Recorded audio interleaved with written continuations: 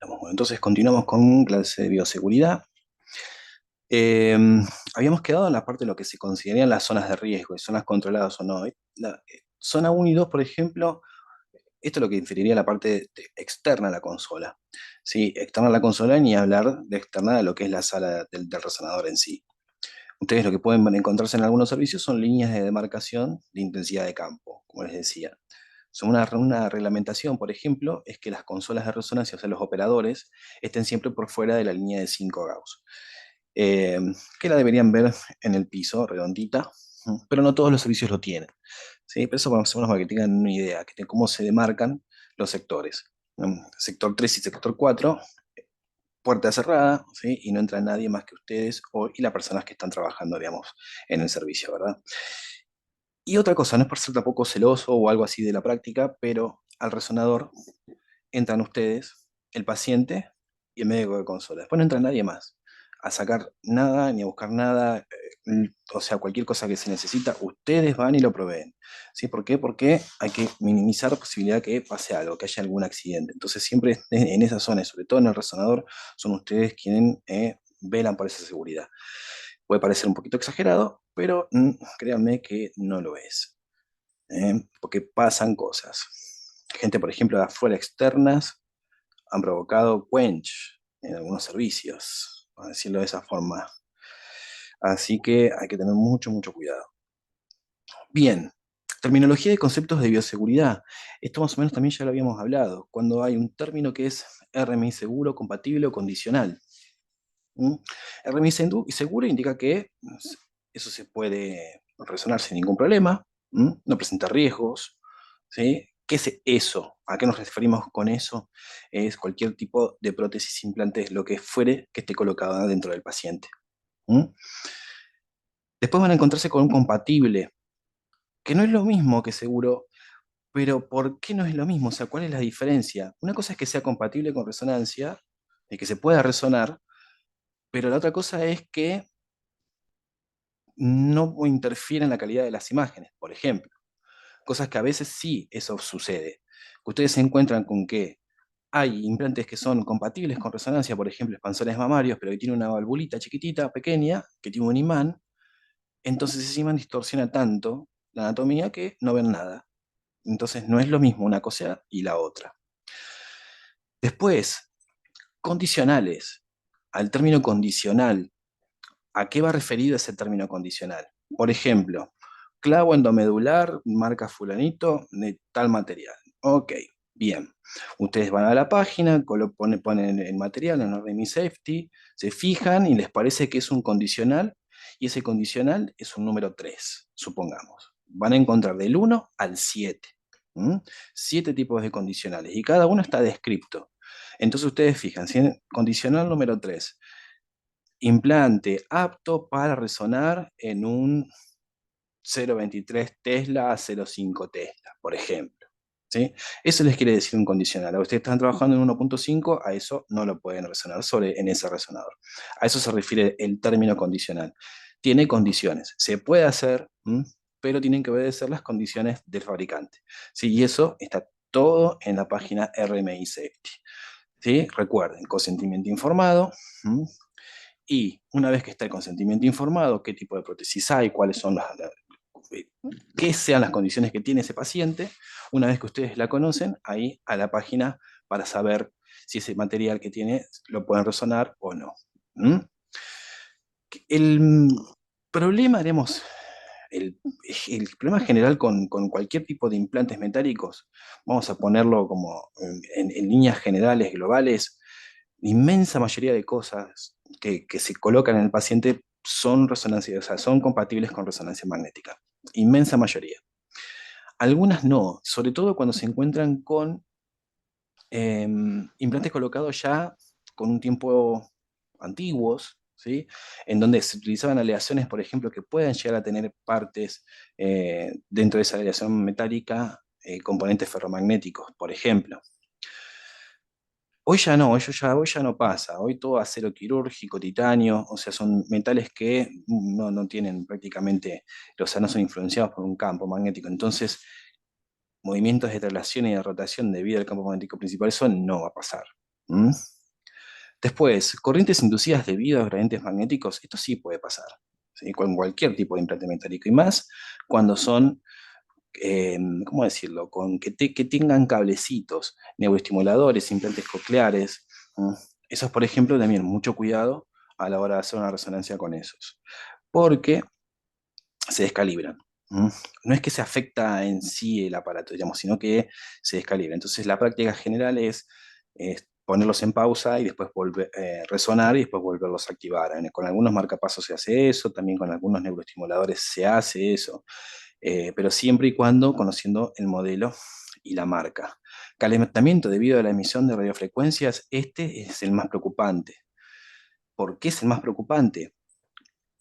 Porque justamente en un entorno en el cual el paciente se opera, ¿sí? Se le hace toda la cirugía y demás, ¿qué es lo que va a pasar ahí? Va a haber una cantidad enorme de edemas, está todo edematizada esa zona, ¿sí? Con sangre inclusive. Entonces, si hay un aumento de la temperatura, va a venir de la mano con una interrupción en el proceso normal de, eh, de curación, sí, sí, de curación, decíamos, del paciente, o en lo que podemos decir también de lo que es encapsulamiento de la prótesis en sí. Toda prótesis cuando se coloca dentro del cuerpo humano, el cuerpo lo que va a tender a hacer es dos cosas. Una es a rechazarla y la otra es a encapsularla. ¿Mm? Que es lo que termina sucediendo porque a veces no puede sacar una cosa, digamos, ¿no? de mucho volumen, pero sí hay algunas otras cositas que sí tienden a salir hacia afuera. Pero las prótesis grandes, generales, cualquier tipo de prótesis, ya sea implantes dentales, de huesos y demás, lo que termina pasando es que el cuerpo los encapsula de alguna forma. Una es con tejido fibroso alrededor de la prótesis, como por ejemplo cuando vimos en prótesis mamarias, que se hace una cápsula alrededor, que la veíamos toda negrita en la resonancia.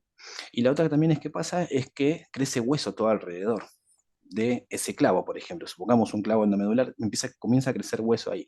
Ese proceso de repitalización tisular más o menos tarda entre 1 y 6 semanas. Ese es el periodo de ventana que hay, ¿sí? Para que se produzca esa cápsula dentro del cuerpo, ¿verdad? Que envuelva la prótesis. A partir de ese periodo, ustedes no tendrían ningún inconveniente en hacer una resonancia, no tendrían por qué excluirlo. 1 mes y medio. Algunos lugares dicen 3 meses, pero 3 meses ya es una exageración, es mucha cantidad de tiempo. Pero con 1 mes y medio de tiempo está más que bien para ese proceso de cicatrización. Pero ¿qué pasa? A veces, por la práctica, tenemos que hacer resonancias con implantes recién colocados, como casos anteriores que les he comentado. Entonces ahí siempre riesgo-beneficio, siempre se sopesa riesgo-beneficio. Entonces, ¿qué es lo que quiere decir hasta ahora? Es que prácticamente no encontramos ninguna mm, contraindicación específica de resonancia, salvo en algunas cosas muy pequeñas, como por ejemplo válvulas mecánicas. Cualquier tipo de válvula mecánica, esa sí puede ser una contraindicación para resonancia. Pero después el resto de prótesis, el global gigante de prótesis que hay y de elementos que se colocan al paciente, todos se van a poder resonar, la inmensa mayoría se van a poder resonar. Y respetando los tiempos, obviamente. Acá, por ejemplo, por lo que decíamos recién, teniendo una intervención quirúrgica, hay que reconocer la posibilidad de un elemento metálico dentro del cuerpo, clips, grapa, prótesis o lo que fuere, siempre con el tiempito. 6 semanas para que se produzca este proceso de utilización del tejido. De esa prótesis, que ese cuerpo la envuelva y la encapsule. Una vez que está hecho ese proceso, la práctica es segura. No va a haber aumento de la temperatura, ¿por qué? Porque está aislado. No va a haber corrientes inducidas también, ¿por qué? Porque está aislado. Entonces ahí ya bajan los riesgos, ¿sí? Tenemos menos riesgo de que el paciente sufra algún daño o algo. ¿Mm? A ver, ¿qué más? Eh, en cuanto haríamos manejo de paciente, siempre consentimiento, recuerden. Por otro lado, qué es lo que tiene colocado, consulta en la página de internet, ¿sí? Para saber qué es implante o lo que fuera que tiene colocado, se puede resonar. Y pasan a veces situaciones en las cuales expansores mamarios, implantes penianos, cosas que el paciente no reconoce, pero que no están puestos en el consentimiento informado por decisión u omisión del paciente, van a tener un problema, pero va a ser un problema menor, ¿sí? A que si lo hubiesen puesto y lo hubieran hecho. No es lo mismo. No son, no son situaciones iguales. Eso no quiere decir que no tengan problemas igual, pues lo pueden llegar a tener, ¿sí? Pero por lo menos tienen como resguardo, tienen su resguardo, un consentimiento informado, firmado y aclarado por el paciente, ¿sí? Eh, Después, ¿qué más? Por ejemplo, bueno, estos marcapasos ya los dijimos, si son compatibles o no. La mayoría ahora se pueden hacer, se pueden resonar. Y si no, se detienen y se vuelven a poner en funcionamiento con un con un fisiólogo. Después, vamos a lo que es la parte ya de Quench, esto lo decía de las válvulas cardíacas, muchísima cantidad de válvulas y de tipos de válvulas. Si ustedes siempre sospechen cuando es una válvula mecánica. El paciente le dice, no, no, no, me pusieron una válvula cardíaca. Ajá, sí, ¿cuál? ¿Qué le pusieron? ¿Sabe lo que le pusieron? Le pusieron una de tejido, le pusieron una metálica o algo, y si le dicen que es mecánica, metálica o lo que fuere, ahí mucho cuidado a la hora de ponerle un resonador. Acá es lo que estamos hablando, lo que hablamos inicialmente, que era lo que es el quench, esta evaporación del helio, producto de que de esta pérdida de la cámara de vacío, aumenta la temperatura, aumenta la presión, ese helio pasa a estado gaseoso. Entonces, en algunos servicios también van a encontrar saturómetros de oxígeno, que le van a medir la saturación de oxígeno. Eso no están en todos, pero en algunos sí. Entonces ahí ya tienen un indicador de alerta. Después lo otro, si se sucede un quench en forma espontánea, hay que evacuar directamente la sala y todo a su alrededor. O sea, no necesariamente evacuar el piso, ¿no? Pero sí la sala y alrededor del resonador hay que sacar a toda la gente que esté ahí. ¿Por qué? Porque el gas, ¿no? Inodoro, incoloro e insípido. No hay forma de detectarlo. Lo único que hace es desplazar el aire respirable y nos asfixiamos, ¿eh? Y entonces otra pregunta, por ejemplo, ¿cuándo van a realizar un quench ustedes? O sea, ¿cuándo va a ser un quench inducido, voluntario? ¿Mm? Entonces, ¿qué es lo que van a contestar? Es cuando hay riesgo de vida del paciente o cuando un incendio se aproxima al resonador. Son las únicas dos alternativas que van a encontrar para la hora de ir y apretar ese lindo botón, ¿sí? Para que el resonador pierda la superconductividad. Si no, de ninguna manera lo hagan, ¿sí? Nunca, nunca, nunca hagan un quench por un motivo externo a esos dos mencionados. Riesgo de vida o un incendio. ¿Mm? Bueno, creo que ya terminó esta, me parece. Sí, sí, sí, sí, sí. Dejo de compartir un segundo. ¿Preguntas sobre esto?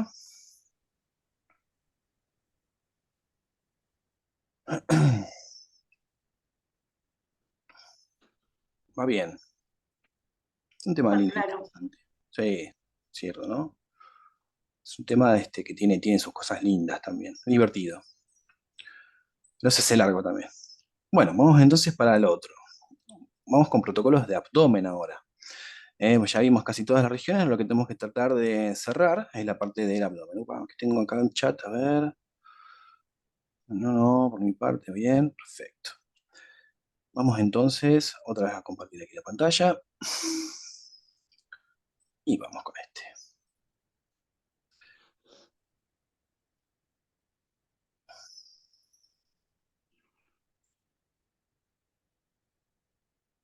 Bueno, ahí deberían ir viendo, ¿no?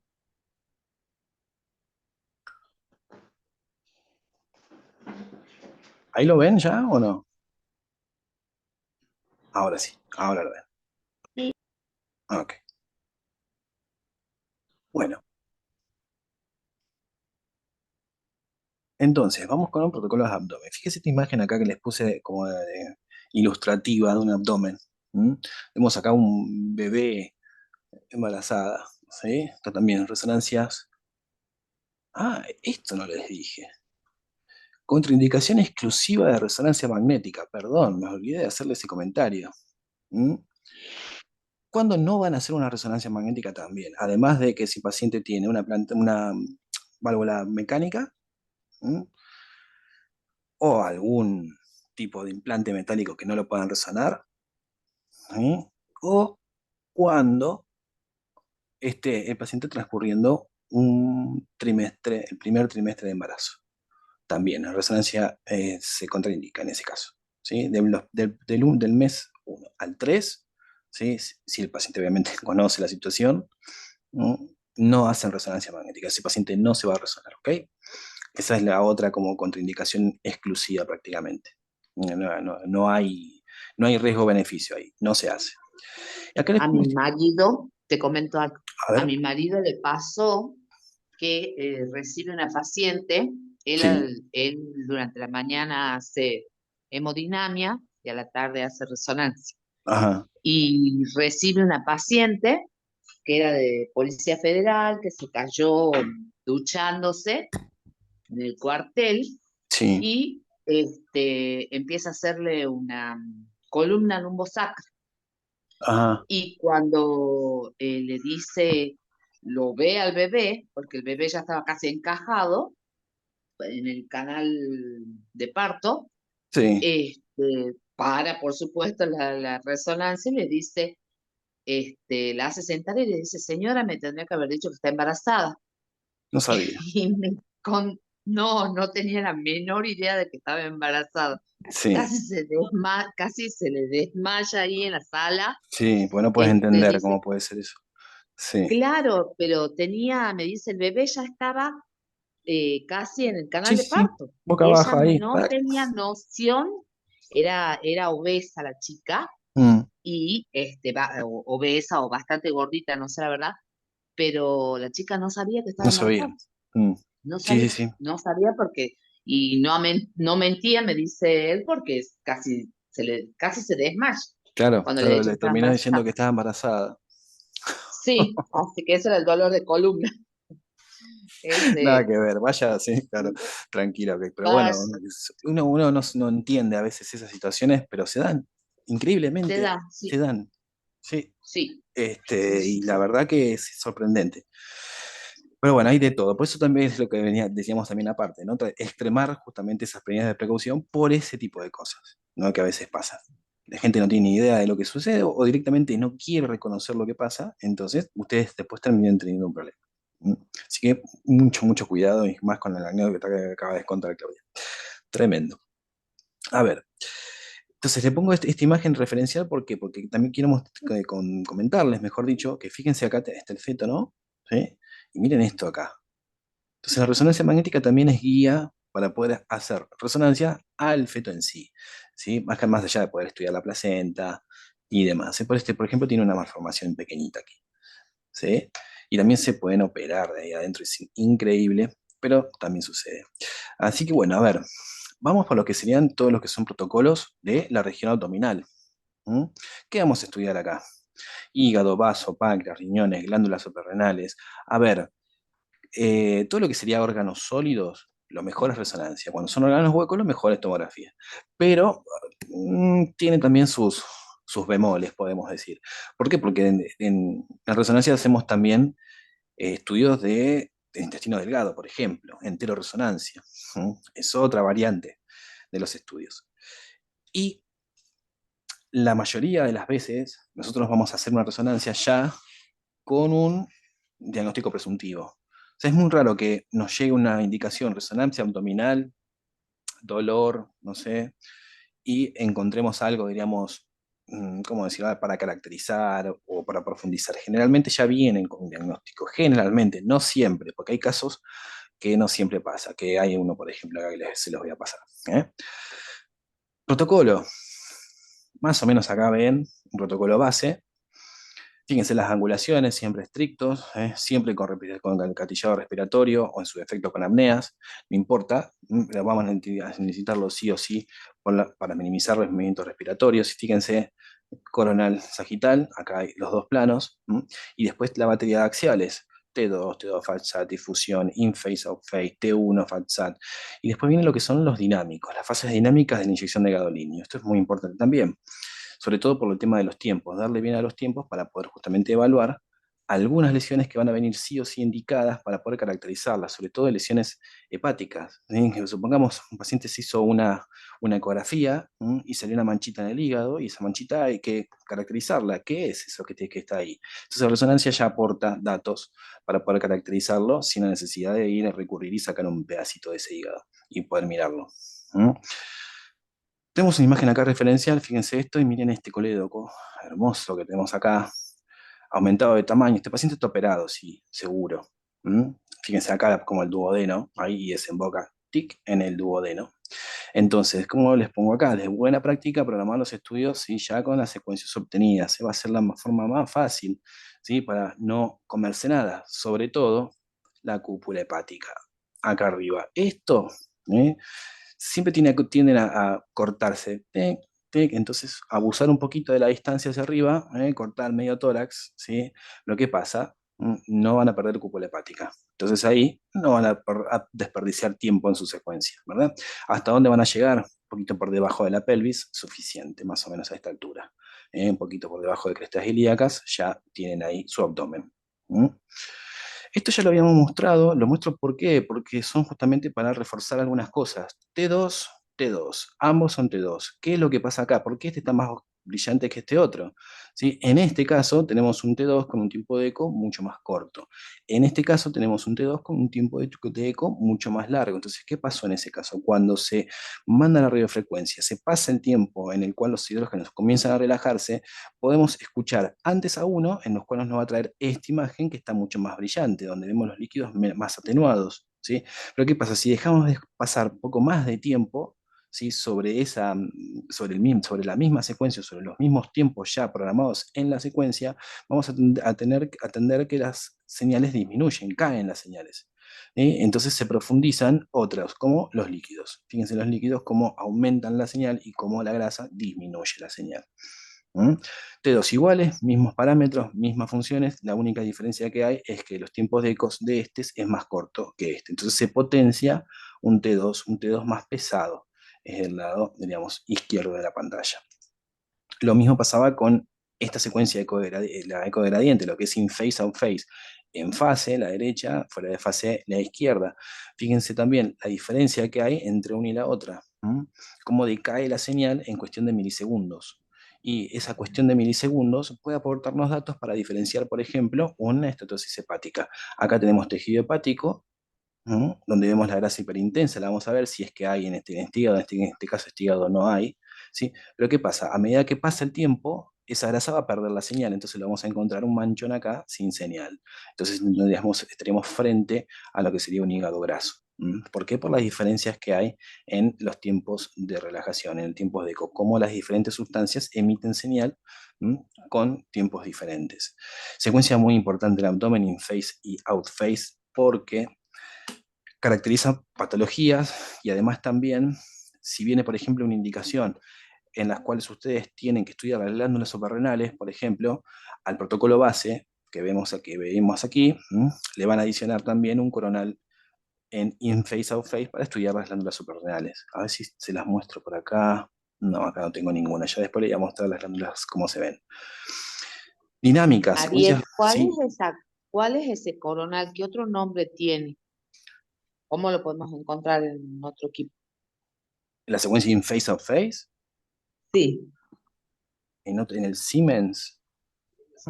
¿Cómo lo puedes encontrar? Y sí, generalmente ¿con qué nombre? Porque tengo coronal T1, obviamente, coronal T2, STIR, ajá, y la verdad que no sé si de las opciones si tengo otro, pero claro. no recuerdo haber visto ese nombre. Vas a tener en cuenta también del resonador de bajo campo. No sé si Sí, si será sí. una imagen diagnóstica como para poder hacer porque es un gradiente, es un eco de gradiente. Ah, bien. ¿Eh? Ajá, Al ser un eco de puede ser eso. gradiente, claro, puede ser que a lo mejor no lo utilicen por el campo bajo. ¿Mm? Bien, bien. Puede ser, no estoy seguro igual. Después te voy a Me preguntar, porque fijo. tengo compañeros que trabajan con un Siemens. Le voy a preguntar a ver Bueno, cómo la ven a ellos. ¿Eh? mañana lo mismo también veo yo en las opciones. A ver si Quizás la no, tenés. Claro, a claro, a ver ver si si la tengo. tenés. Ok. Sí, bien. A ver, entonces, acá estamos mostrando lo que son las cuatro fases de Gadolini. ¿Mm? El paciente obviamente ingresa ya con la vía colocada y después lo que van a hacer es las secuencias dinámicas. ¿Por qué van a hacer las secuencias dinámicas? Acá tenemos un caso muy clarito. Fíjense esta imagen acá, en el hígado. ¿Mm? Esto en ecografía seguramente se vio como una mancha negra. Dice, tenés algo ahí en el hígado. Bueno, a ver, vamos a la resonancia con gadolinio para ver qué es eso que está ahí, para poder caracterizarla justamente. La caracterización de tisular de la resonancia es lo mejor. Entonces, El gadolinio lo que va a hacer y cómo se comporta en el cuerpo va a poder establecer un diagnóstico ya simplemente con la progresión del contraste durante una cantidad de tiempo. El médico va a poder saber qué es lo que está mirando acá sin necesidad de una punción o biopsia. Entonces, primera imagen sin contraste. Después, la segunda comparativa. Fíjense, segunda adquisición se realiza entre los 20 y 25 segundos después del comienzo de la inyección de contraste. O sea, ustedes empiezan a inyectar, taca, taca, taca, con la bomba o lo hacen a mano, no importa. ¿Mm? Cuentan 20, 25 segundos y tiran la primera secuencia. Entonces van a sacar esto que ven acá. Fíjense, contraste, mucho contraste, bien arterial, fíjense, todas las arterias. Acá tenemos la parte de la esplénica, fíjense qué linda que se ve acá. Esto sería parte ya del tronco celíaco. La vemos pequeñita, pero está acá. Esta es la parte de la hepática. Este patrón acá que se hace de contraste, lo ven, esto es un patrón normal del vaso, que es un patrón así como atigrado, le dicen, y después también empiezan a ver ya corteza. Es un tiempo bien arterial este que están viendo acá. Pero ¿qué pasa? A medida que va pasando el tiempo, 2 minutos luego de la inyección de contraste, van a obtener esto que ven aquí. O sea, profundizado ya los tiempos arteriales, fíjense el vaso cómo cambia de intensidad, los riñones cómo cambia de intensidad, y después ya empiezan a ver lo que es circulación hepática. O sea, circulación venosa. ¿Sí? Cuando empiezan a ver esta circulación, fíjense la imagen cómo se empieza a comportar. Comienza a rellenarse de afuera hacia adentro, de afuera hacia adentro. Cuarta adquisición, 5 minutos luego de la inyección de contraste. El contraste se encuentra en equilibrio en el sistema. La imagen del hígado continúa captando contraste, estudiando la forma en cómo una lesión capta el contraste, el médico establece el diagnóstico. ¿Sí? Esto sería un hemangioma hepático. ¿Por qué? Porque capta de una forma particular, y esa forma es de los extremos hacia adentro. ¿Mm? A medida que pasa el tiempo, esta imagen lo que va a terminar pasando es que se va prácticamente a borrar, toma todo contraste. Entonces el médico ahí llega y la caracteriza, no, no es un hemangioma hepático, ¿sí? No es nada grave, es una malformación venosa en el hígado. ¿Mm? Acá tenemos también otra de las variantes que no, no una variante, sino una adición de una secuencia en la cual nos podemos encontrar por estos hallazgos que vemos aquí. Acá, fíjense, esto que ves acá en forma de gorrito, pequeñita ahí, esas son las glándulas suprarrenales. Las glándulas suprarrenales tienen, digamos, ¿cómo decirlo? Digamos, la función es, una es con la presión arterial, por ejemplo. La otra es también una parte que regula todo lo que es la parte del cortisol y demás. Entonces, por ejemplo, si ustedes tienen que hacer una resonancia magnética en las cuales les cae la solicitud de estudio, ¿sí? Por adenoma suprarrenal, feocomocitoma, esto es un tumor, ¿sí? De las glándulas suprarrenales, ¿sí? O cualquier imagen sospechosa que involucre a la glándula y requiera su caracterización, ¿sí? Plano coronal, ¿sí? Adicionado a ese protocolo que están aplicando, ¿sí? Coronal in face of face. Esto le va a dar más datos al médico porque justamente se va a valer del desplazamiento químico para poder caracterizar la lesión. Fíjense cómo en el fase se ve la imagen aquí y cómo desaparece en el otro. Esta diferencia de cuestiones de milisegundos, cómo se interpreta la señal. Tiene una señal en el fase y después en el fuera de fase la pierde. Entonces ahí ya está caracterizado qué es lo que se está observando en este caso, un nódulo con contenido. ¿Mm? Entonces, protocolo, por un lado, la adquisición del protocolo, por un lado, en cuanto a los tiempos arterial, venoso y equilibrio, y segundo y tercero también, prestar atención al diagnóstico presuntivo. ¿Sí? Si el diagnóstico presuntivo tiene este tipo de particularidades para la glándula suprarrenal, otra de las cosas también que le puede caer es por síndrome de Cushing, ¿sí? Que también viene de la mano con las glándulas suprarrenales, un aumento del cortisol. Entonces también le hacen coronal, coronal, pero in face out face. ¿Eh? Fíjense otra cosa, miren este intestino, cómo está todo lleno de globitos acá. Tin, tin, tin, tin, tin, tin, sí. ¿Eh? Eso será, también es patológico, no se me fue el nombre, ya me voy a acordar. Quistes hepáticos, quistes renales, perdón. Fíjense, quistes simples, estos tenemos, todos podemos tener esto. ¿Sí? Están ahí normales, no pasa nada, no molestan, pero ya cuando son grandes, afectan el sistema pielocalicial, ya ahí cambia. Sí, y ni hablar si son con contenido. Entonces la resonancia también, como caracteriza, pues se puede ver si hay quistes con contenidos o quistes complicados. Los quistes complicados terminan por infectarse. Y acá tenemos un ejemplo que podemos ver. Esto es una poliquistosis renal. Fíjense, los riñones todos llenos de quistes. ¿Sí? Quiste, quiste, quiste por todos lados. Entonces, ¿qué es lo que quiere ver el médico? Es esto, la excreción, la función de ese riñón. Además dicen, pero hay riñón, ¿cómo puede ser que funcione ese riñón? Funciona. este paciente tal vez no conoce que tiene esto, que tiene esa patología, que es la poliquistosis renal. Encima es hereditario. Entonces, el ser hereditario, capaz que menos inclusive. Esto puede ser un hallazgo tranquilamente, pero un hallazgo que no implica ningún riesgo para el paciente. Sí, obviamente, esto puede llegar a- ¿qué decía? A tener un punto en contra. Fíjense qué diferencias hay entre uno y el otro. No es lo mismo este quiste que este, ¿no? Entonces, ¿qué pasa acá? Acá podemos decir que este puede ser un quiste que tiene contenido. Entonces, si tiene contenido, es propenso a infectarse. Entonces, esto hay que controlarlo. Mínimo una vez al año. El paciente viene, se hace resonancia y se observa cómo si progresa la enfermedad en el caso, cuál es la función renal de ese paciente y además también que no haya infecciones recurrentes por esos quistes. También puede darse la poliquistosis renal, renal y hepática. Pueden tener solamente renal o las dos, hepática y renal. Y fíjense, este quiste y este otro quiste no tienen la misma intensidad de señal. Entonces, por lo tanto, acá hay una diferencia. Este estamos viendo en el hígado. Fíjense cómo en la parte acá del hígado todo lleno de quistes. A ver, con eso se opera, no se opera, se deja así. Se deja así como está y se controla, nada más. O sea, que tengas todo, que haya toda esa cantidad de quistes, no significa que el paciente no tenga función renal aceptable. Entonces se controla, lo único que se hace es se controla. Fíjense este otro quiste. Este está directamente hiperintenso. Entonces, si lo queremos buscar y decimos, bueno, ¿qué pasa? ¿Por qué este quiste está hiperintenso? Porque este tiene contenido hemático, tiene sangre. Sangre. Lo mismo puede pasar con estos que están acá en el riñón. ¿Sí? Puede producirse alguna lesión, sangran y de la mano viene la infección. Entonces, el paciente tiene que controlarse periódicamente. ¿Mm? Como les decía, o sea, prácticamente no tienen como, o sea, el paciente puede venir y ustedes se pueden encontrar con una poliquistosis así tipo hallazgo. Así, "Ay, ¿y esto qué pasó?".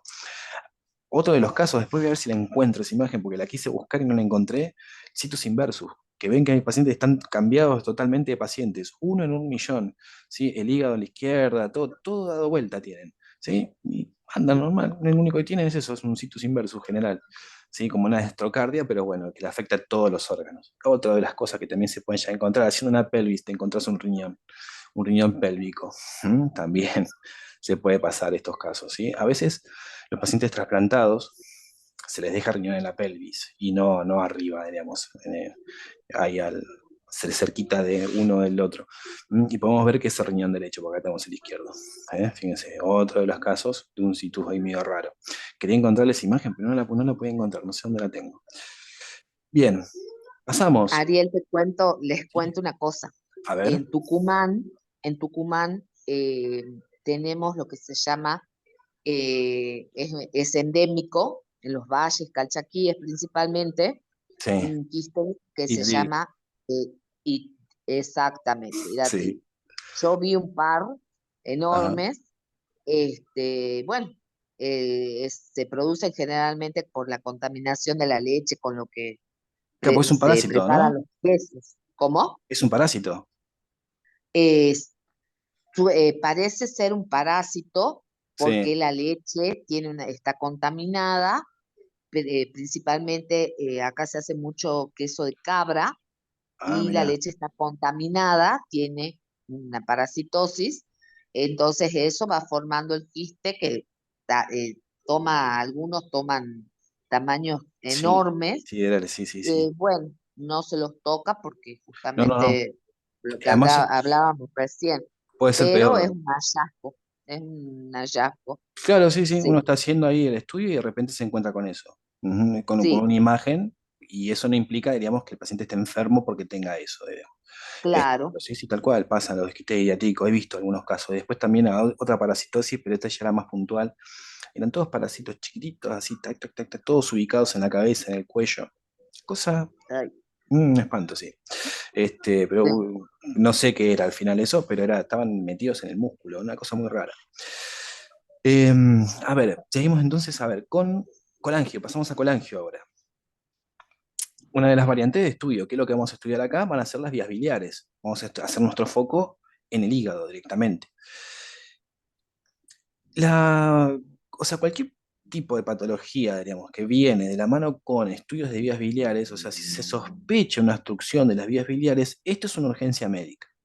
Entonces, ¿qué quiero decir, qué quiere decir con esto? Que si ustedes, por ejemplo, están de guardia pasiva, no están ahí trabajando, pero están de guardia en sí y les cae una colangio, a hacer el estudio urgente. Se necesita sí o sí que ese paciente tenga los datos para después operarlo. O sea, no hay otra. Entonces se lo ve como una urgencia médica. En resonancia hay muy pocas. ACV, que ya habíamos dicho. Después la otra, cualquier síndrome medular, que eso no lo vimos. Vamos a ver en la clase que viene o la otra capaz. Y después lo que serían también patologías de todo el sistema biliar. Esto también se considera una urgencia médica. Así que mucha atención con eso. Protocolo, lo mismo que van a ver acá, pero ¿qué pasa? Vamos a estudiar en forma radial T2, sin volumétrico T2, toda la vía biliar. ¿Ah? Siempre tiene que entrar el páncreas, no se olviden del páncreas. Fíjense acá el páncreas, todo el páncreas y la vía biliar. Acá lo tienen al colédoco, miren qué lindo. Acá, hepático, colédoco que le baja hasta ahí. Tic. ¿Qué es lo que van a encontrarse con una radial, por ejemplo? Si cuando ven algo de radial, ¿qué significa? Que serían secuencias single shot con un solo disparo, en la cual se van obteniendo disparos en las direcciones que están viendo aquí. ¿Mm? Una apnea, un disparo, una apnea, un disparo. Ahí, tic, y entonces obtienen esto que ven acá. ¿Eh? Ahí. Dentro de las solicitudes de estudio de abdomen habitual, seguimiento en pacientes con RMI, secuencia radial potenciada entre 2 con un tiempo de eco largo. Fíjense, solamente deja líquidos, lo único que vemos es el líquido, todo el resto no lo vemos. Fíjense ahí, la vesícula enorme, inmensa, toda llena. Y acá vemos abajo todo el conducto dilatado, y ahí un lito. Este es el intermediario de Winsburg, el que está aquí, este otro conducto. Por eso les decía que tienen que tener mejor dicho, que tienen que agarrar todo el páncreas, porque ese conducto también tienen que verlo. Acá, por ejemplo, tenemos cómo es el trayecto de todas las vías biliares, los conductos hepáticos, conducto hepático común, cuando ya sale el cístico, ahí se junta, ya forma el colédoco, y acá el colédoco desemboca. Y fíjense los litos, tic, tic, sin señal. Los cálculos podemos encontrar, hay cálculos que son, digamos, vienen de dos formas, podemos decir. Hay unos que son invisibles porque son de colesterol, o sea, son prácticamente invisibles a lo que se eco, no emiten señal, otros que son peditas más como cálcicos, eso sí ya se ven, pero en resonancia no se escapan. Acá siempre van a estar ahí dando vuelta. ¿Mm? Acá tenemos compuesto entonces con colesterol, por bilirrubina, los diferentes tipos de cálculos que podemos ya encontrar. Y los más jodidos no son estos grandes, inmensos, que esto parece una piñata, está toda llena de cálculos, pero no, son estos chiquititos, pequeñitos, que migran por el cístico y lo terminan tapando. Entonces, ¿cuál es la diferencia? Acá tenemos las patologías en las cuales nos van a indicar una colangio, colecistitis aguda, colelitiasis, colecistitis aguda, colelitiasis, ¿ok? O sea, cuando tapa, por ejemplo, el cístico, que se hace la intervención, se saca directamente la vesícula. O cuando se tapa el colédoco, sí o sí hay que intervenir, sí, destapar el colédoco y dejarlo libre, permeable. ¿Por qué? Porque también se infecta. Ese paciente es el típico paciente que llega al servicio con dolor y todo amarillo. Sí, todo así lleno de bilirrubina por todos lados. Bueno, voy a tener que cortar un segundito porque ya se nos va a terminar. Ya tengo una duda, pues se me hizo muy larga la clase de hoy. Bueno, a ver, desconecto acá un momento y ya cerramos para la próxima. Así que los que quieran se vuelven a conectar y los que no ya se pueden, digamos, como retirarse si quieren. Sí, pero yo abro un segundo link para completar esto que falta, ¿ok?